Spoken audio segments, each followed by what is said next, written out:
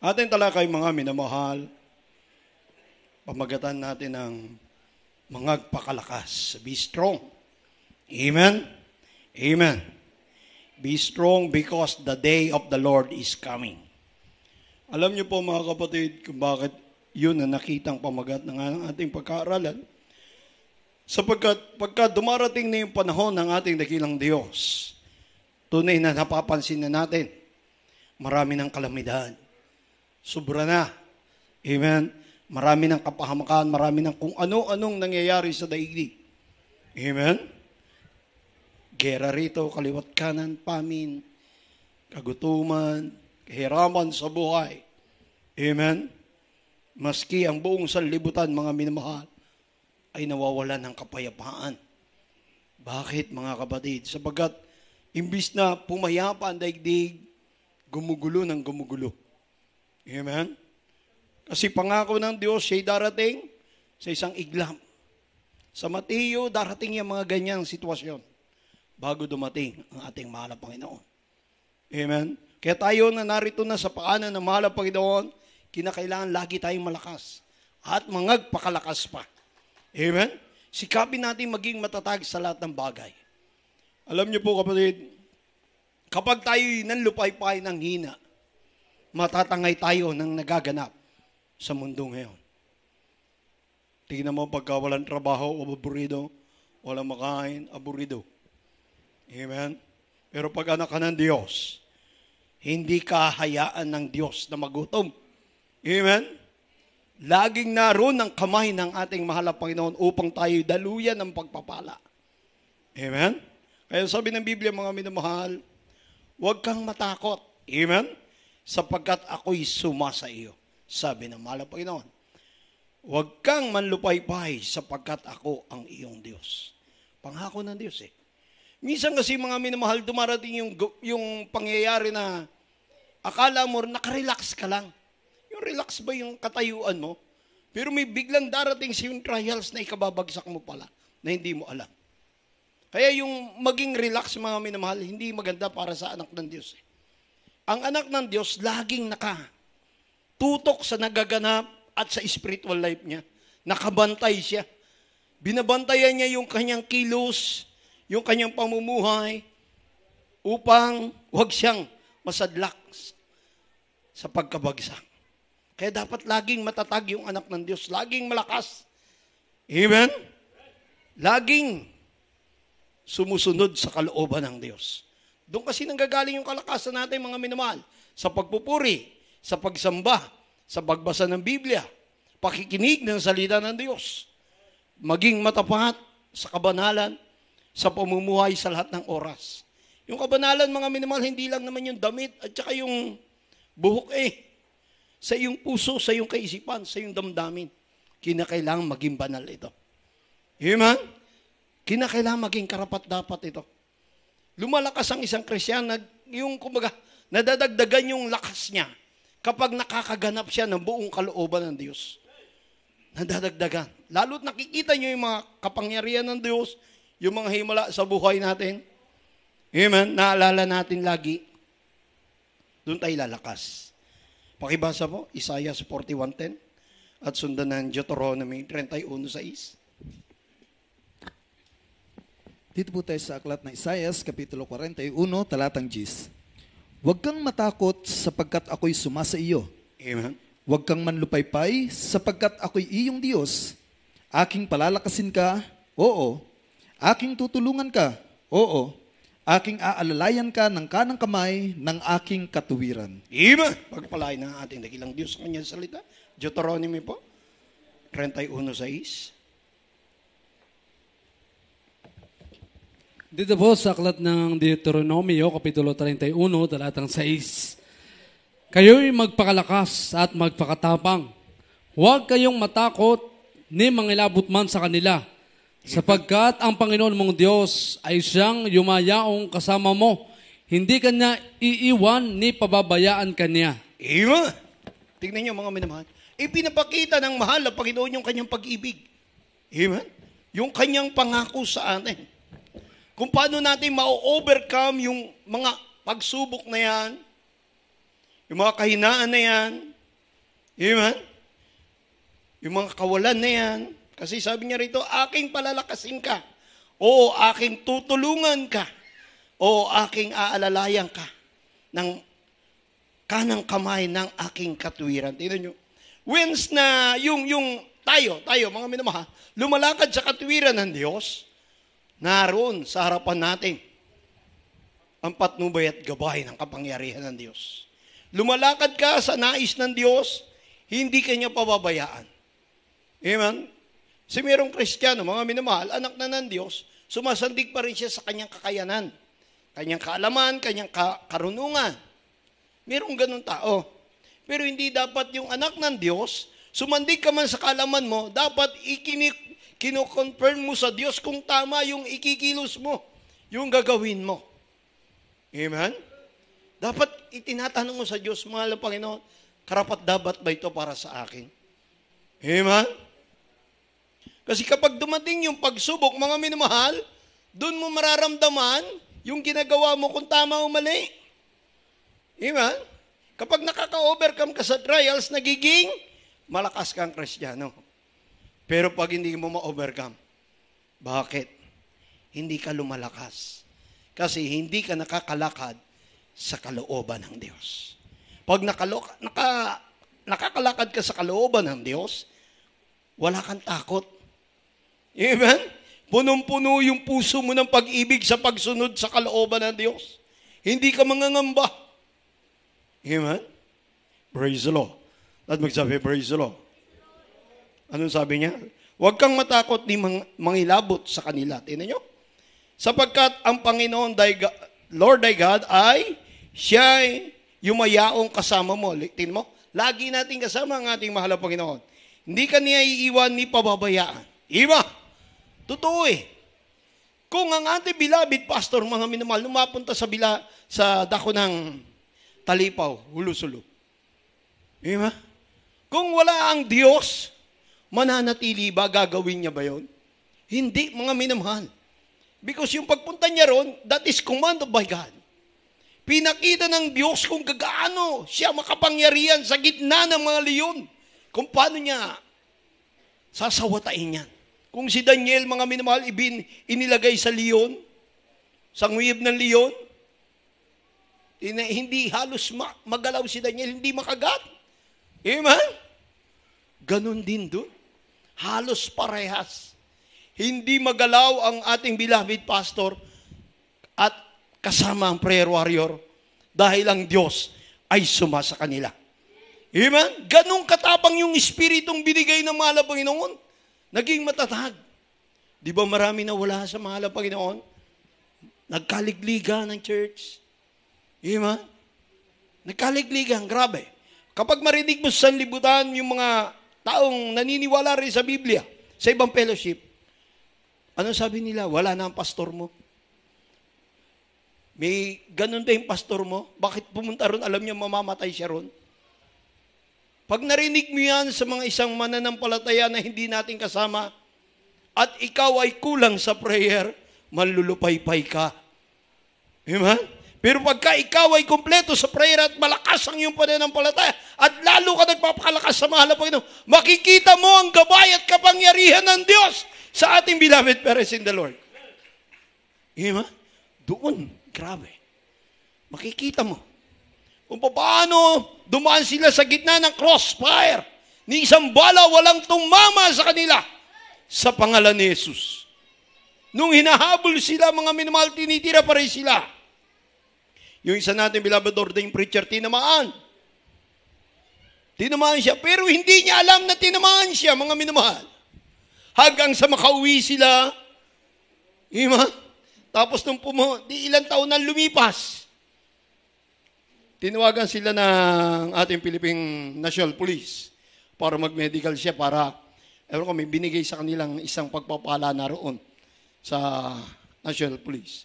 Nung ma-medical siya, mga minamahal, isipin mo doon nakita tumama yung bala sa katawan niya. Bumaon sa katawan niya yung bala. Nagtataka ang doktor, sabi sa kanya, galing ka ba sa gera? Sagot niya, opo, galing kami sa gera. Doon sa Talipaw, Hulusulo. Sabi niya gano'n. Kasi yung x-ray mo, may tama ka ng bala. Nagulat siya mismo nagulat. May tama siya ng bala sa likod. Pero nung nagtataka ang doktor, nung i-x-ray na ron, may tama ng bala, pero yung bala wala, hindi lumabas sa katawan niya. Tinunaw ng ating dakilang Diyos na buhay. Ganon makapangyarihan ng Diyos. Amen? Kaya nga, hindi tayo magkakaroon ng pagkatakot kahit saan eh. Kahit sa dilim. Amen? Ang nagbibigay kasi ng takot si Satanas. Kaya yung mga takot, yung mga duwag, mapunta sa impyerno eh. Amen? Kanina, ako'y biyahe pa parito, no? Nakayuko ako. Sabi ko, mahal ang Panginoon. Ibalik mo uli yung boldness ko para ron sa mga taong ito. Nakita ko kasi yung death zone, mga minamahal, kasama ko sa sakyan. Kawawa naman sila. Amen. Nung araw, mga minamahal, for the glory of God, sasakay ako ng bus, may dala akong leaflet. Pagdating ko sa gawain ng mahal ang Panginoon, yung leaflet na dala ko, naubos na. Kapamimigay. Tapos hingi na naman ako sa information. Kaya kanina naalala ko. Sabi ko, mahal ang Panginoon, kawawa naman ang mga tao. Kaya tayo napakapalad natin, mga minamahal. Mapalad tayo sapagkat hinango na tayo ng Diyos sa tiyak na kapamakan. Ang kailangan lang natin sundin, ganapin ang kalooban ng Diyos na may pagpapakumbaba. Langit na ang pupuntahan natin. Amen? Lahat magsabi, praise the Lord! Praise God. Kaya nga sabi ng mahal ang Panginoon, huwag kang matakot sapagkat kasama mo ako. Hindi ka niya iiwan ni pababayaan. Amen? Ang dami natin patutuong narinig. Na-hospital, nandun sa gitna ng disgrasya. Na-hospital na wala nang magawa. Amen? Wala pang gastos. Nasa ospital. Pero sa himala ng Diyos, pinalalabas sila ng Diyos ng walang bayad sa ospital. Amen? Nasa disgrasya. Kaliwat kanan, bumulusok yung sasakyan ng ating kapatid, pababa. Bubundol siya rin sa 10-wheeler yata yan. Tapos kasunod niya rin yung isa pang 10-wheeler. Taxi ng ating kapatiran na pinamaneho niya sa kanyang kaibigan. Bago pa man din yung taxi, mga minamahal. Di bumulusok na gano'n ng preno. Sumalpok ito, kasunod yung isa, mga minamahal.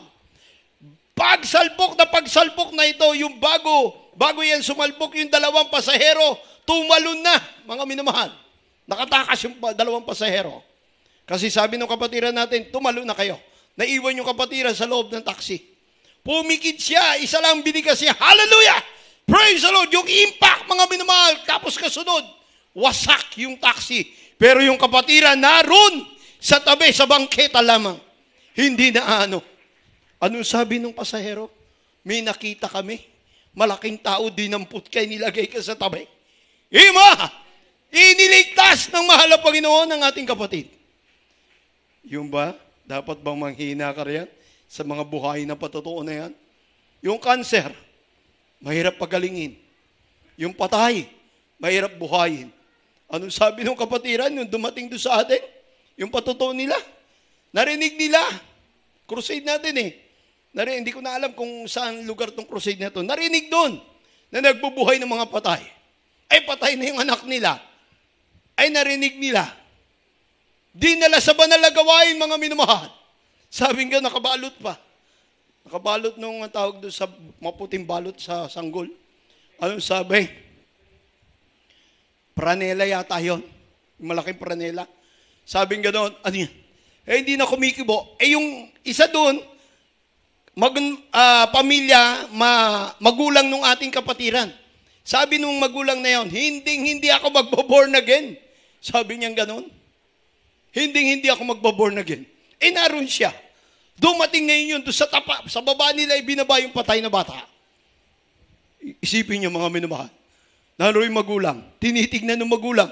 Patay na eh. Unbeliever yung nagdala. Glory to God. Pagkatapos magpuri, magpasalamat sa Diyos, yung batang patay, mga minamahal, binuhay ng Diyos. Nagulat yung magulang.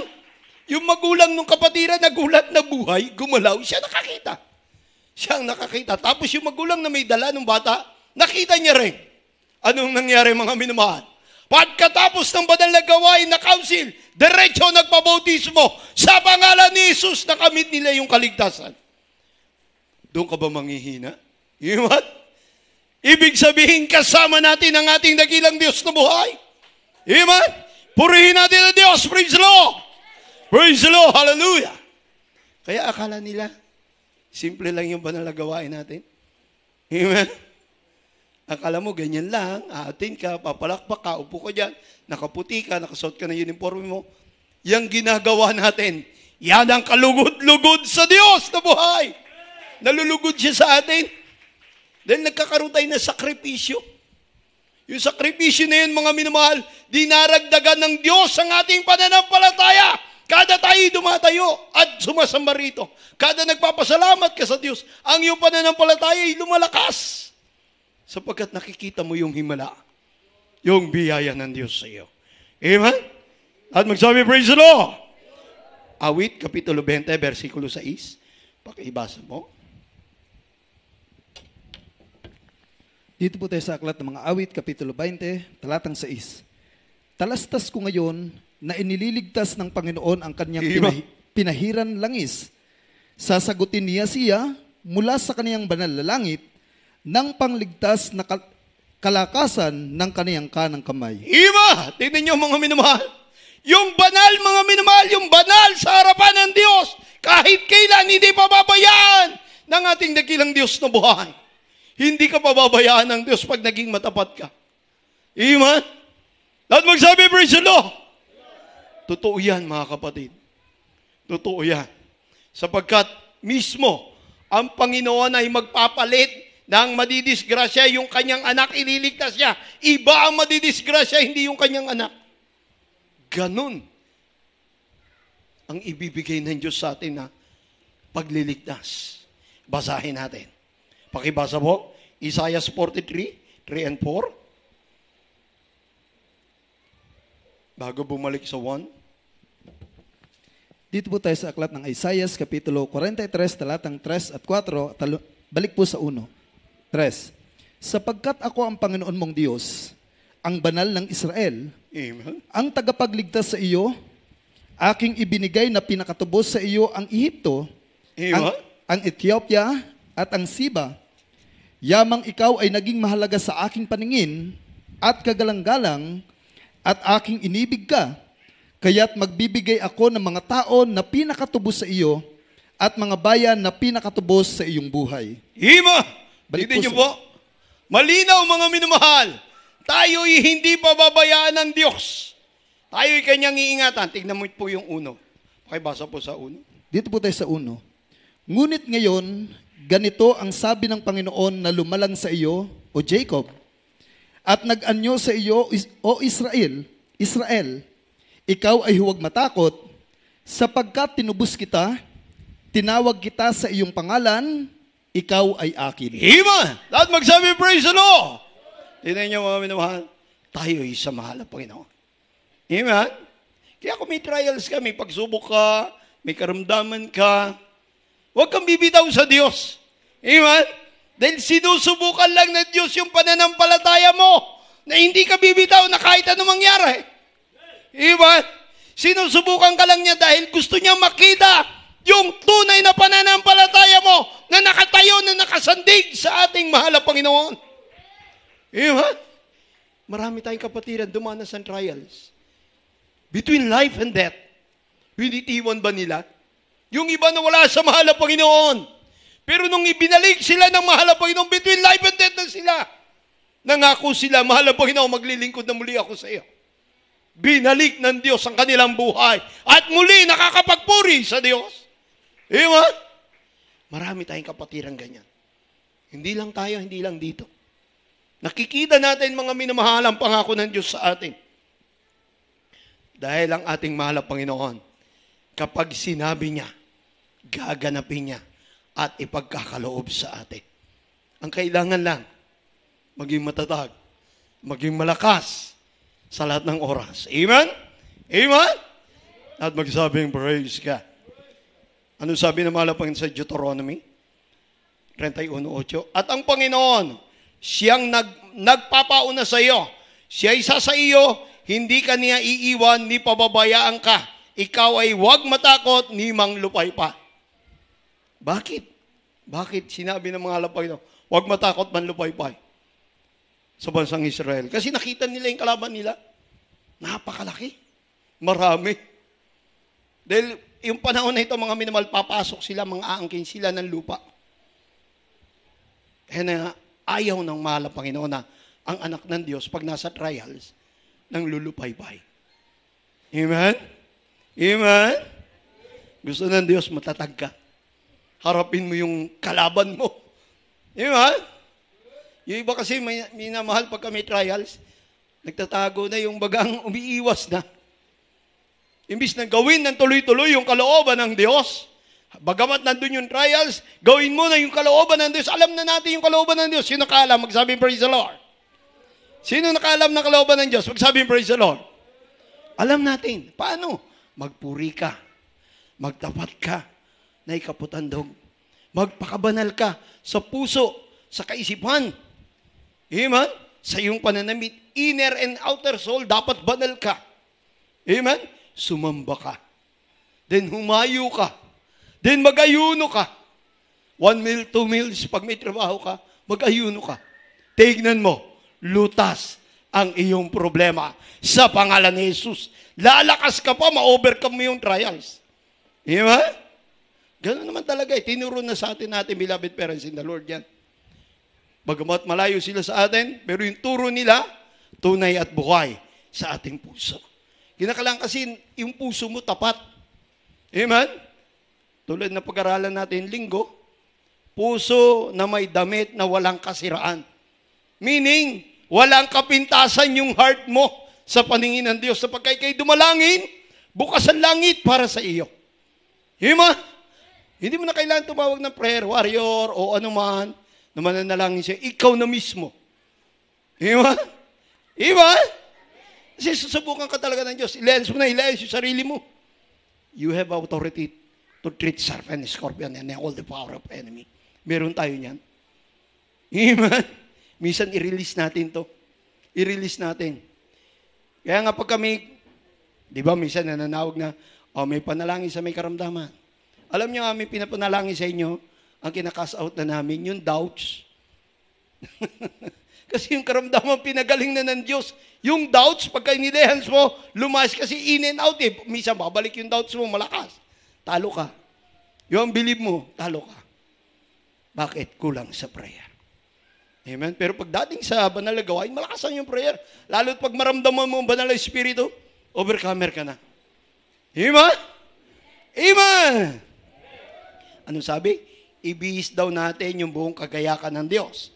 Ephesians chapter 6, 10 to 18, pakibasa po. Uling talata natin, 1 John 4:4. Dito po tayo sa sulat ni Pablo sa mga taga-Efeso, Kapitulo 6, talatang 10 hanggang 18. 10. Sa katapus-tapusay, magpakalakas kayo sa Panginoon at sa kapangyarihan ng kanyang kalakasan. Magbihis kayo ng buong kagayakan ng Diyos upang kayo magsitibay laban sa mga lalang ng dyablo. Sa 12. Sapagkat ang ating pakikipagbaka ay hindi laban sa laman at dugo, kundi laban sa mga pamunuan, laban sa mga kapangyarihan, laban sa mga namamahala ng kadilimang ito sa sanlibutan, laban sa mga ukol sa espiritu ng kasamaan sa mga dakong kaitaasan.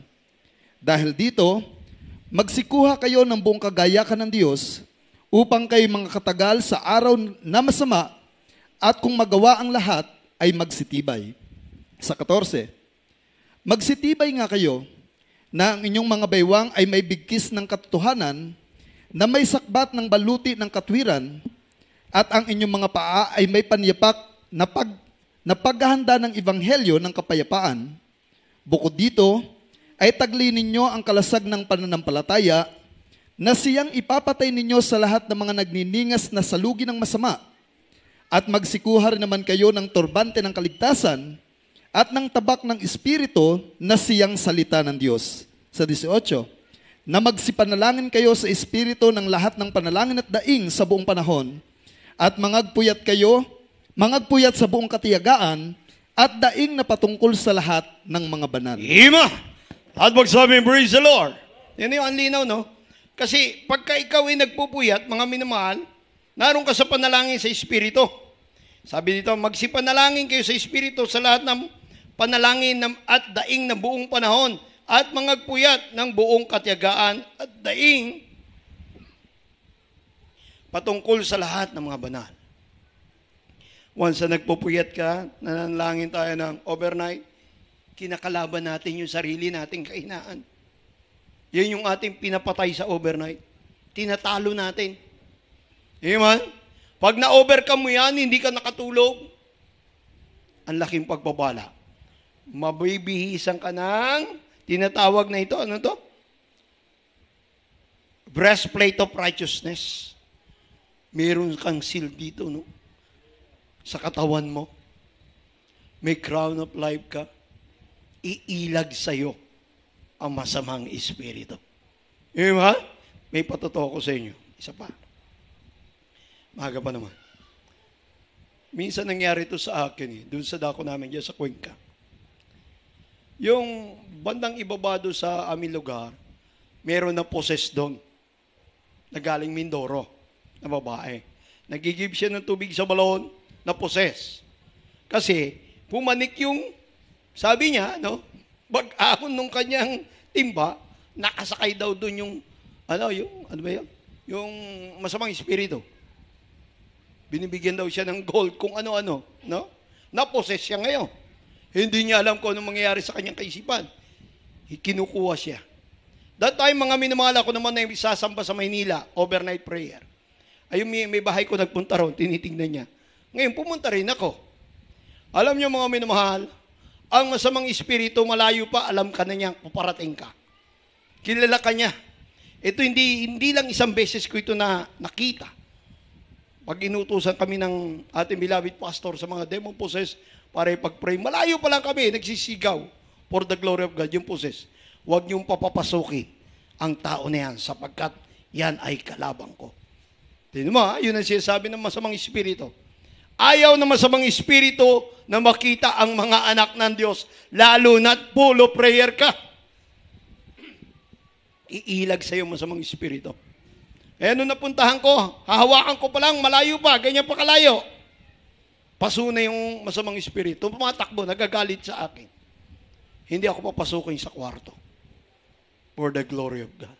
Kaya ginawa ko, sabi ko sa misis ko, uwi na ako, ako'y pupunta na Manila, sasamba ako mag-overnight. Kumuway lang sa akin si misis. Iniwan ko na.